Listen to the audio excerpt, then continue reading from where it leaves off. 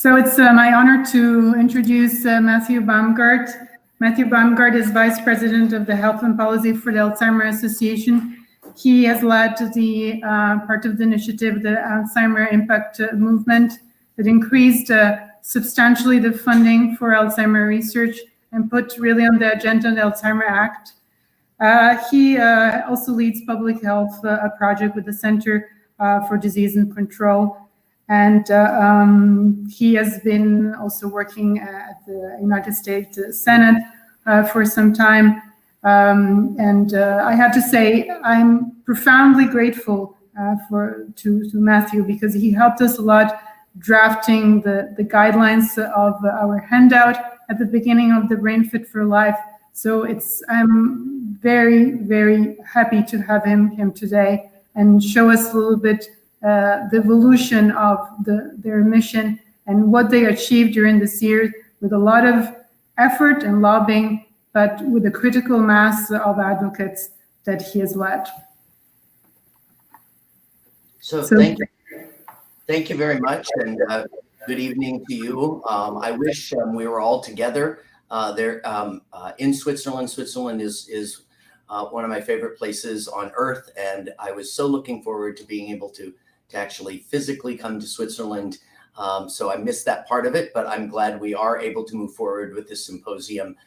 Anyway, I also understand that while it's lunchtime here in New York City, where I am, it is quite late, and you've had a very long day on your end, and you're probably looking at the program and seeing, oh my gosh, this next guy is going to talk about public policy and government, and I hope I can stay awake. So I'm going to try to make public policy as exciting to you as I possibly can, and hopefully you will get some things out of it, and some ideas for ways to move forward to advance the cause in your country. So normally when you tell a story, you start at the beginning and you build to the climax, you build to the result. I'm actually going to do the opposite. I'm going to start at the end. I'm going to start at the result and where we are today and where we moved over the course of the last decade. So I want to show you what the increases in Alzheimer's research funding that have been provided by the US Congress over the last decade. So it started back in 2012 with a small $50 million increase. That was followed by 100 million and then another small 25 million. And then in 2016, it really exploded. In 2016, we were able to secure a $350 million increase in funding. And I should note that these are increases on top of each other. This is not the total amount of funding. And each of these increases is cumulative on top of the other. So then after 2016, we got another $400 million in 2017, and then another 414 out of Congress, and then 425. And then for this year, we got an additional 350. And the work is still being done on 2021, but we're hoping for another about $350 million increase in 2021. And so this is a lot, but let me put in context now of the actual numbers. So those were the annual increases, building cumulatively on top of each other. But where we started back in 2011 was that the National Institutes of Health, which is the agency in the United States that funds medical research, was providing $448 million a year in research on Alzheimer's disease. With all of these increases over the last decade, in 2020, the NIH will be spending over $2.8 billion on Alzheimer's research. And that is over a 500% increase in the decade. And as you see with the thermometer on the right, most of that increase has happened just in the last 5 years. So today, what I want to focus on today is that first increase, because that was really our breakthrough. And what I'm going to talk to you about today, about how we got there, everything applies to the subsequent increases that we've gotten over the last 5 years. But I want to focus on that first big one. How did we get to that point of being able to secure a $350 million increase in 1 year and then follow that with similar large increases in subsequent years?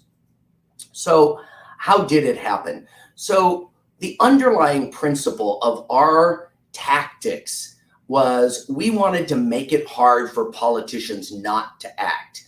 So politicians hate to say no, but they find it really easy not to do anything. And so what we needed to do was we needed to shift the dynamic to make it so that politicians found it hard not to do something, not to provide increases for Alzheimer's research. And there were three elements of our tactics. The first was, so in the United States in the mid-1970s, there was Toyota, the car company. They had a slogan in their commercials called, "You asked for it, you got it." So our first tactic was, "You asked for it, you got it." For those of you who are familiar with Billy Joel, the singer, there's a Billy Joel song, and I'm not going to try to sing it because I cannot sing, but there's a song where he goes, "Pressure, pressure, pressure, 1, 2, 3, 4, pressure." So I'll talk about that element of our tactic. And then the third, William Shakespeare, Hamlet, saying words, words, words. So these three were the three prongs of our tactics. And I'm going to go through each one of those with you now. So starting off with the Toyota, "You asked for it, you got it." So for a long time, the Alzheimer's Association had a priority going back to about the year 2000 of trying to get $1 billion in research per year for Alzheimer's funding. It was then subsequently increased to $2 billion. And that's what we were trying to get. As you saw in 2011, we were nowhere near that mark at only $448 million. The problem was, this was a number that we wanted. It was a number the Alzheimer's Association created, and frankly, there was very little foundation for it. It was a number that we had in part, I don't want to say completely dreamed up, but it was a back of the envelope calculation on our part. And so we needed to change tactics.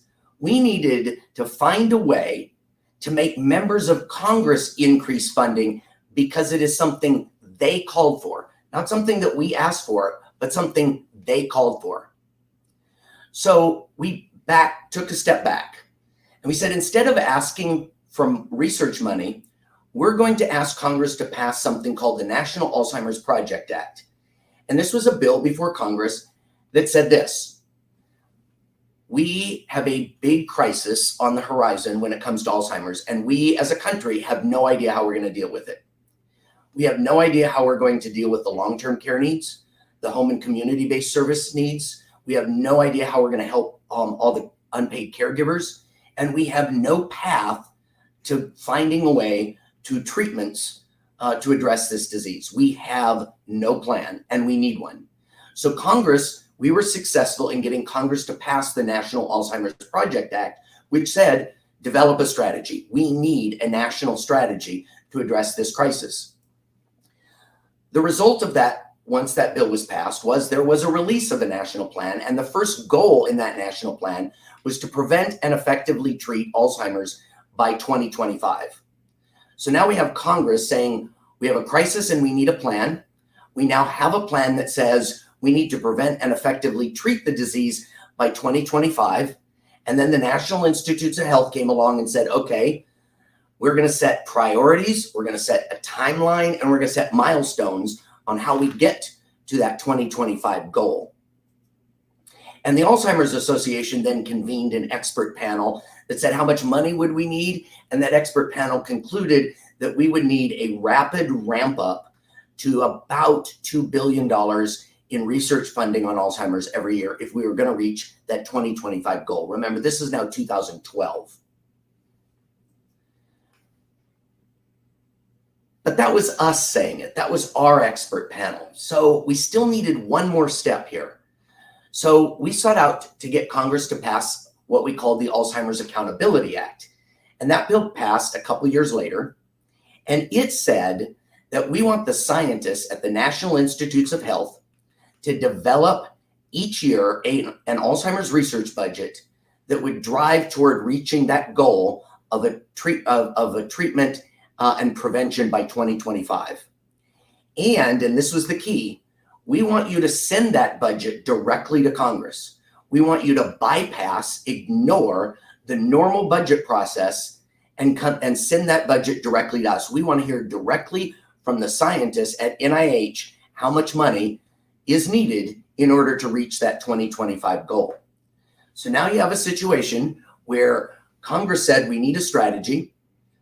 We now have a strategy that said we need to prevent and effectively treat by 2025. We now have a plan, a priorities, timeline, and milestones for how to get there. And we now have the scientists telling Congress how much money it's going to take. So now it's Congress saying, you asked for it, Congress, and now you've got it. This is something you asked for, and now you've got to deliver on the money. But that alone is not going to be sufficient. We needed to follow the Billy Joel strategy of pressure, pressure, pressure. Grassroots advocates have long been a priority for the Alzheimer's Association, mobilizing real people around the country who are constituents and voters. But for a long time, we had a relatively small number, and they were, and we asked them only to engage on a very limited basis. We would ask them occasionally to contact their members of Congress. So we needed to escalate this tactic, because real people who are constituents of elected officials, who are voters of these elected officials, they're the ones who can put this pressure on policymakers. And so we needed to escalate. How can we make members of Congress feel that pressure? So the first thing we did was dramatically increase the number of grassroots advocates that we had across the country. We had a six-fold increase over the course of about 2 years, a six-fold increase in the number of grassroots advocates. It was about 600,000. That number was the number at the time we were going for that $350 million increase in 2016. Today, we're up over 750,000. But we needed to drastically escalate the number of people around the country who are going to put pressure on their members of Congress. And then we developed what we call the Ambassador Program. Now, in the United States Congress, some of you may know there is a House of Representatives and a Senate. And together, there are 535 members, 435 in the House, 100 senators. And what we decided to do was we needed to find an advocate and pair that advocate with his or her member of Congress on a one-to-one basis. Find an advocate who is a constituent and a voter for that member of Congress and would become the ambassador, would agree to put about 4 hours a month in volunteer time to be an Uber advocate, if you will. And they were asked to develop a relationship with the member staff. They were asked to develop a relationship with the member themselves if they could.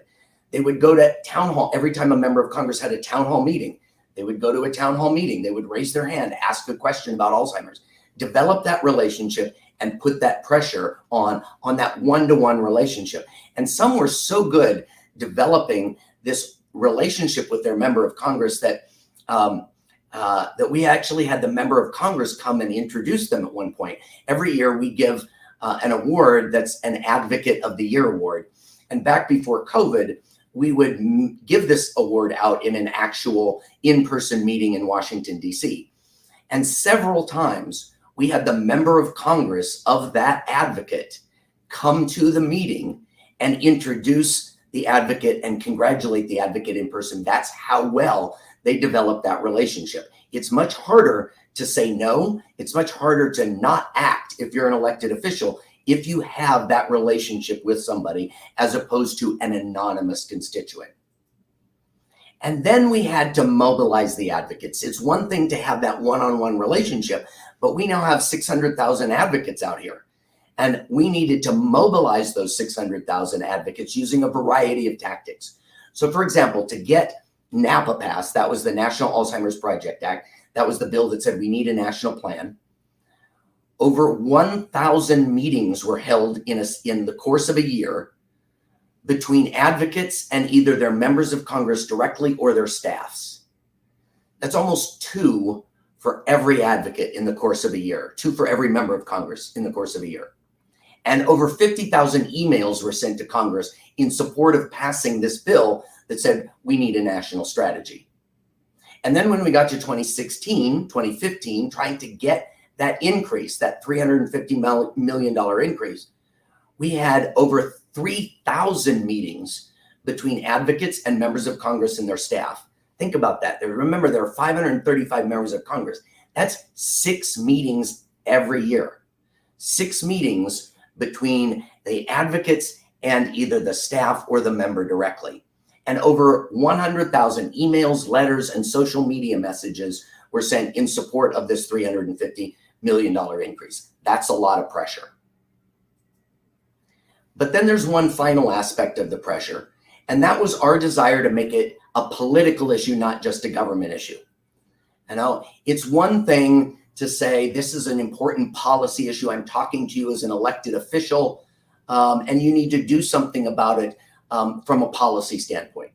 But in the United States, members of Congress spend half their time either running for re-election or raising money to run for re-election. And I know you're thinking in your head, thank goodness we are not in the United States. But that's the reality in the United States. A member of Congress is spending half his time in the political world, raising money or running for re-election. And under US law, the Alzheimer's Association cannot engage in political activities or contribute to candidates. What that means is, if we looked at this only as a government issue, only as a policy issue to be addressed by elected officials, that meant we were leaving half of their lives untouched. We were not reaching members of Congress in half their lives. And other people were. So we were going to be at a disadvantage. It would be like, you know, in a football game, soccer match, you know, fielding only 6 people on the pitch. And that's what we were doing without addressing it in the political arena where members of Congress are spending half their lives. And so the Alzheimer's Association created what is called the Alzheimer's Impact Movement. And this is an advocate affiliate organization of the association. And the way it is structured, we can legally, as AIM, engage in political activities. And because AIM also has what in the United States is called a Political Action Committee, or a PAC, AIM PAC, we can give directly to candidates so that we are no longer ignoring half the lives of the members of Congress. And I'm going to tell you one other anecdote not from the United States, and that comes from Great Britain. So the former Prime Minister of the UK, David Cameron, he resigned after the initial Brexit vote. But a year or two before that, he was reelected. And when he was standing for reelection, he ended up winning fairly easily. But for a couple of years, the election was in doubt. People thought it would be close at best, and they thought he'd lose was the most likely scenario. He ended up winning and winning easily.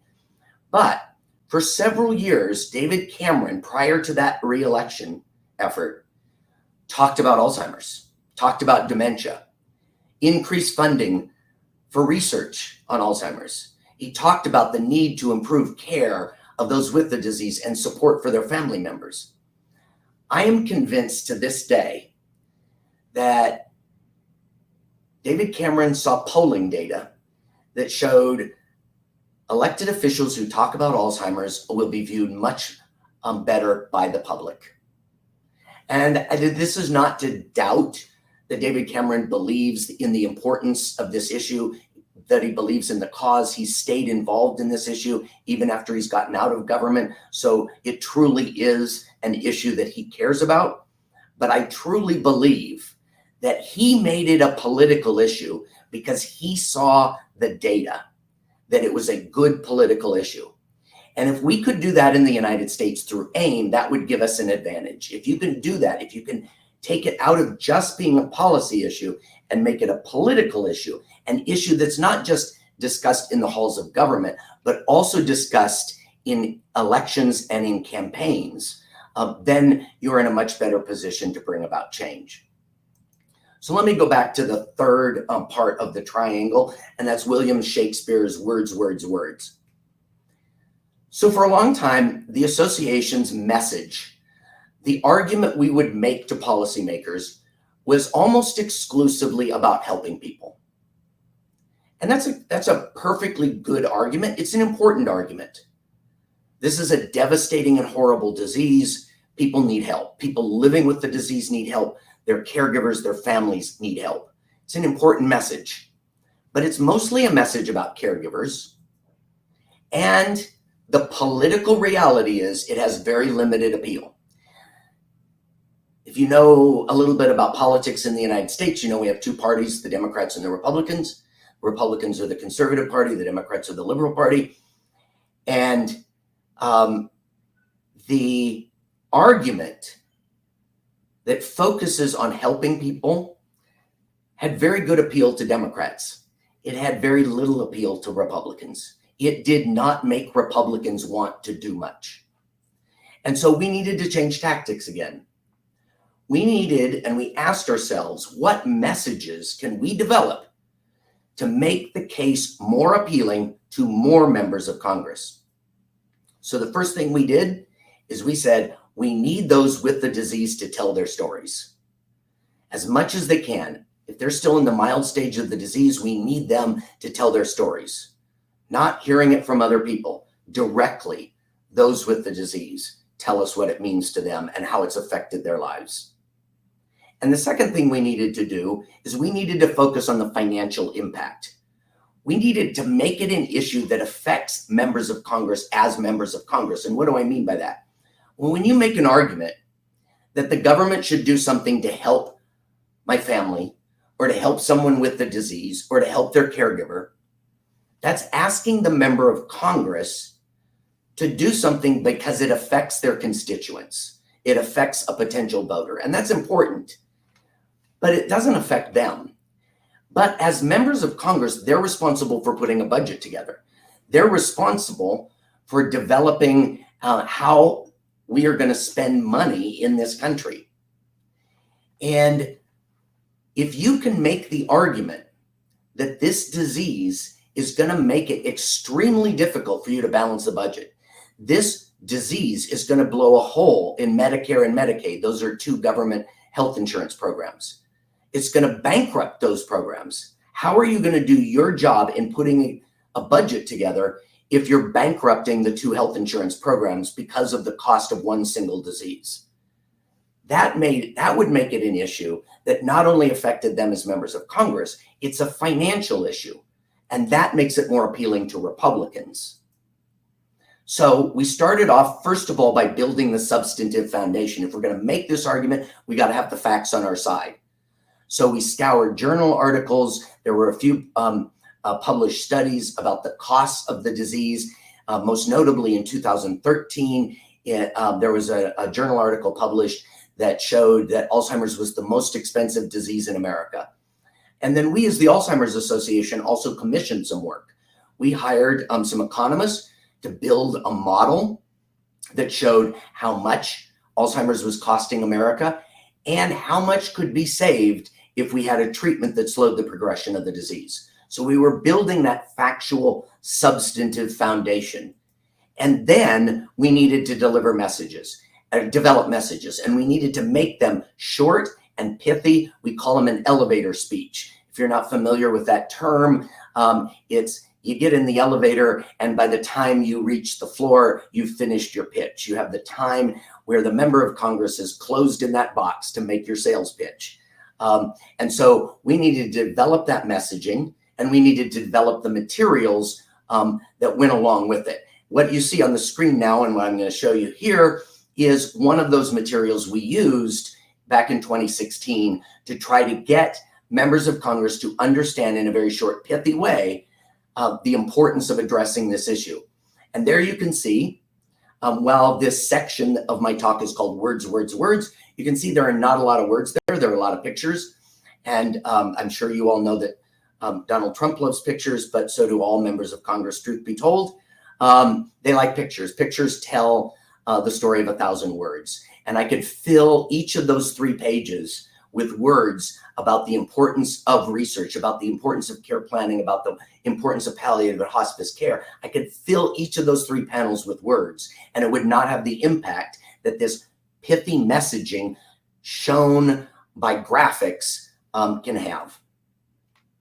So those tactics, you asked for it, you got it, pressure, pressure, pressure, and words, words, words, were what enabled us to be successful. We were successful in getting that increase by making the issue a fulfillment of what Congress started. Congress started it by saying, we need a plan, we need to address this. The result of that was saying, well, we need this much money. You better come through with it because you asked for it. We were successful because we put pressure on members of Congress from their constituents, both from a government policy standpoint and in the political arena. And we used messages that were most likely to resonate with the most members of Congress. So that's a case study that gets into the weeds of one very specific example of us trying to get $350 million and then the subsequent similar increases over the last 5 years. But it's a very specific example where a lot of the tactics were tailored to that specific example.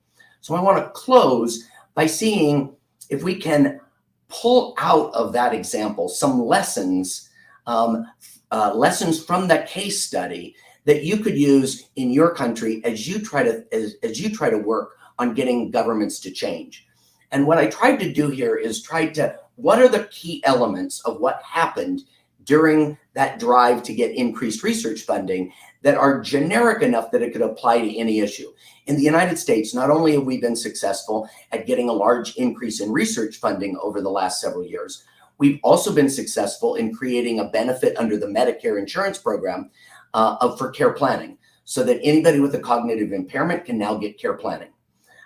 We were most recently successful in getting Congress to approve funding to create a public health infrastructure around the country on Alzheimer's disease. So we are addressing the issue at the front end through risk reduction and through early detection and diagnosis, and not just on the back end as an aging issue. So the success that we've had and the approach and the strategy we've followed are applicable across the board, no matter what you're trying to do. And so I tried to lift out some of these lessons that are generally applicable as you go about trying to run an advocacy effort. So the first thing is what I call the 3F approach. And I will tell you, one of those F's is not the world-renowned English dirty word, although it could be. But this is a family-friendly presentation, so I will not use that word. So the first F is facts. You heard me talk about how we needed to have that solid foundation of facts. And what you see on the screen are a couple of things that we, the association, do regularly. So every year we produce a facts and figures report. It is an 80-page or so report that compiles all the facts and all the figures, 2 more Fs, about Alzheimer's disease. It talks about the prevalence. It talks about mortality. It talks about caregivers. Talks about the costs and use of the healthcare system. And we publish that book once a year. In and of itself does not drive toward any policy. There is not a section in there that says, and therefore you should do. It is simply a book about facts. But it has become so well developed over the 13 years that we have been doing this now. It has become so well developed and so well respected that members of Congress now quote facts from that book and do not cite them to that book. So they will say, this year in America, Alzheimer's will cost $305 billion. They don't say, according to the Alzheimer's Association. That's how credible our facts and figures report has become. That's how solid the factual foundation that we've built. The thing you see in the middle is an economic report that we do approximately every 5 years. And then you saw the other materials that is the short, pithy messaging with lots of pictures. The second F is faces. So we talked about this. These are the real people.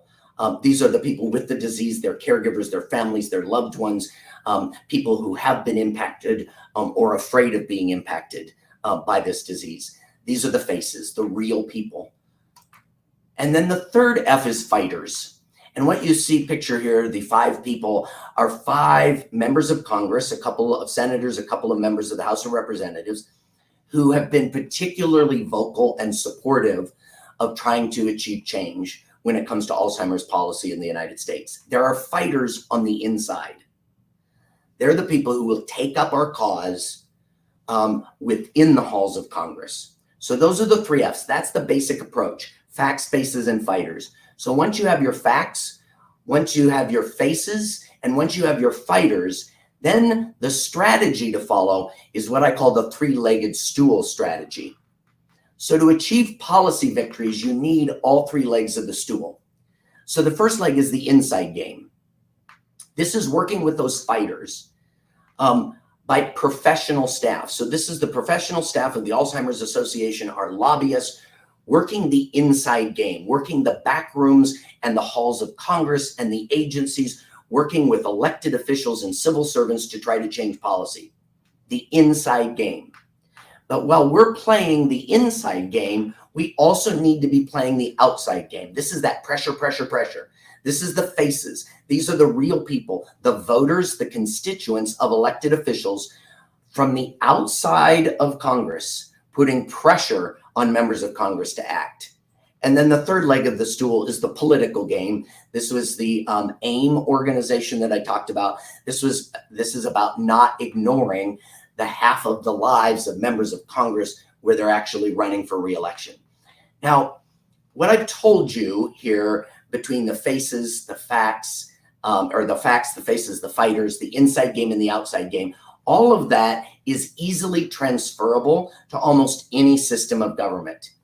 Okay, maybe not Russia and North Korea, but it's applicable in most governments. You can play the inside game and the outside game if you have your facts, if you have your faces, and if you have your fighters on the inside. The political game is a little more country specific.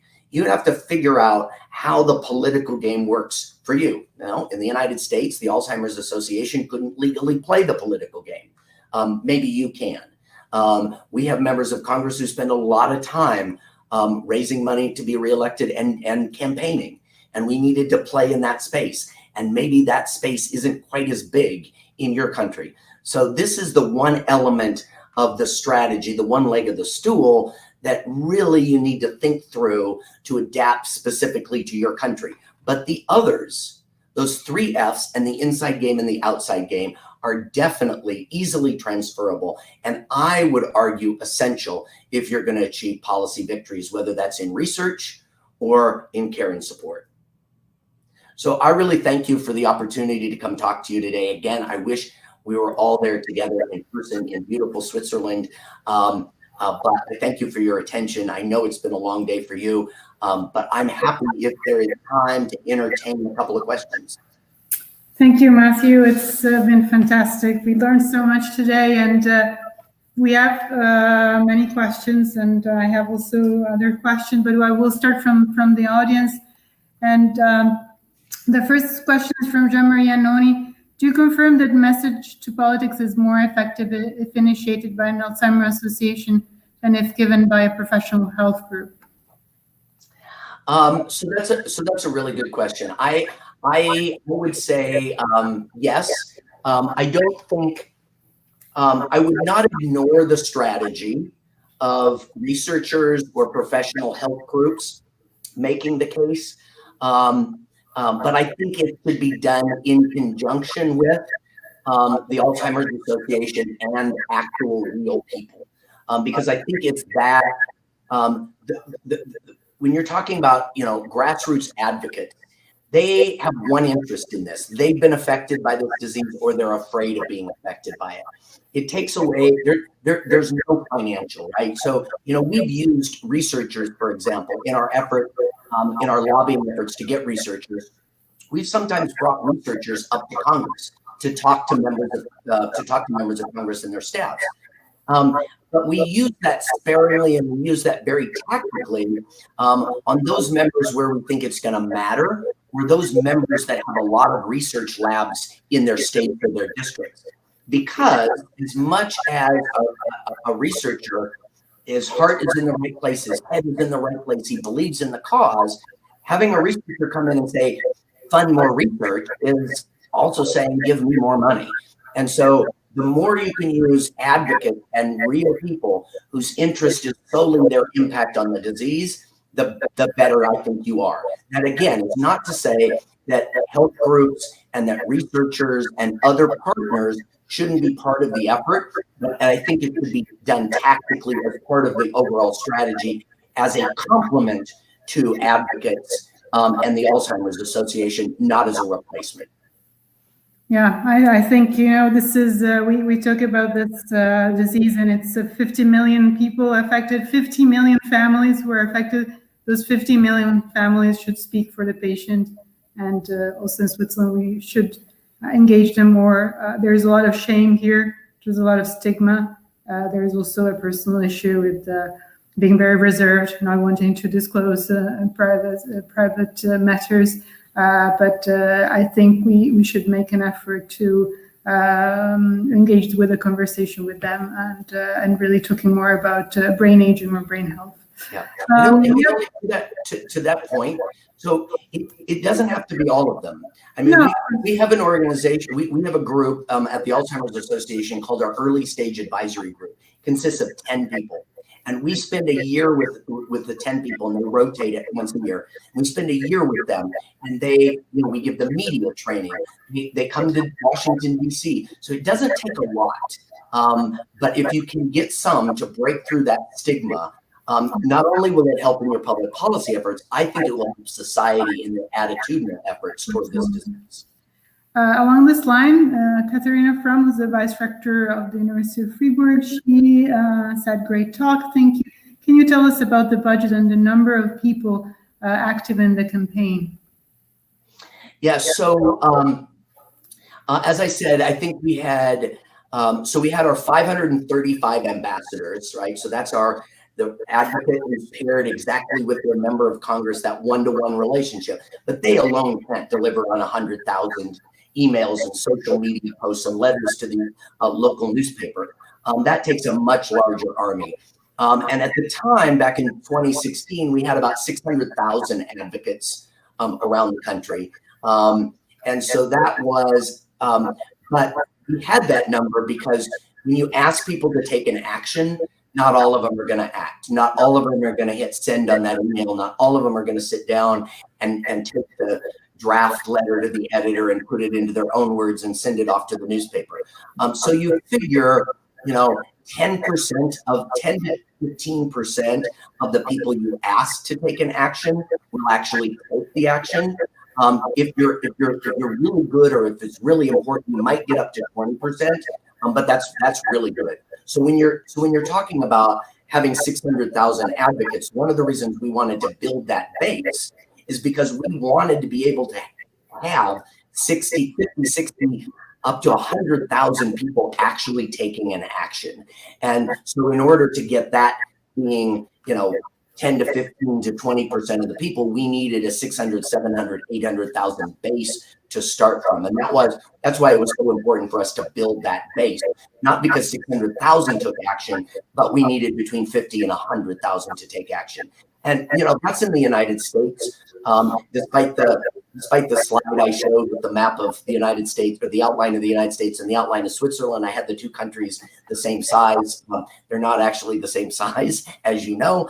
You guys have a smaller population. You wouldn't need that level of that number, but you can think proportionately to the number that you would need. And again, the way we did it was to backfill. That is, how many people do we need to take action to have an effect? And we believed in the United States it was between 50 and 100,000. And then how many do we need to ask in order to get that many people to act?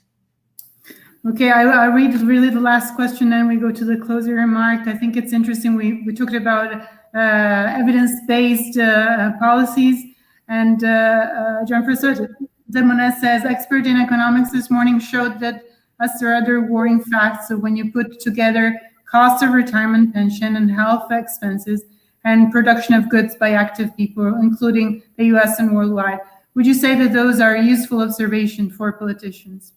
Yes. The more, the more we found in the United States, the more we can make this an economic and a budgetary argument, the better off we were. Because as important as, and I don't want to downplay the actual stories, the caring for people, and acting to make people's lives better. At least in the United States, that had an appeal with only about half of elected officials. There's a large chunk of people who think, at least in the United States, that government should, federal government should build a military and that's it.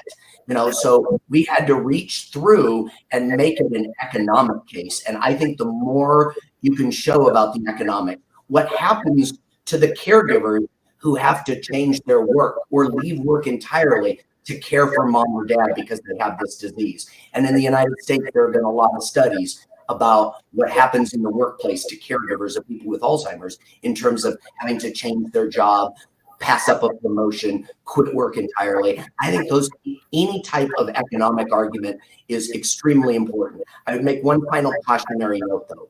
Don't lose sight of the stories. It is the economic argument is incredibly important, but it will only take you so far without tugging at the heartstrings. And I know when you're, when you are in, an academic and an intellectual, and part of me just hates this because I like to think with my head that somebody is going to be moved by emotion rather than by facts. But politicians are moved by emotion all the time. And so now you've got to have, I truly believe you've got to have that economic argument because that's what changes their head. What makes them want to change their head is the appeal to the heartstrings, the appeal from their voter and their constituent. So don't lose sight of both prongs of this. Fantastic. So we will go with economic and emotional economics. Yes, there you go. Thank you, Matthew. Thank you so much for everything you have done for us and for today's talk.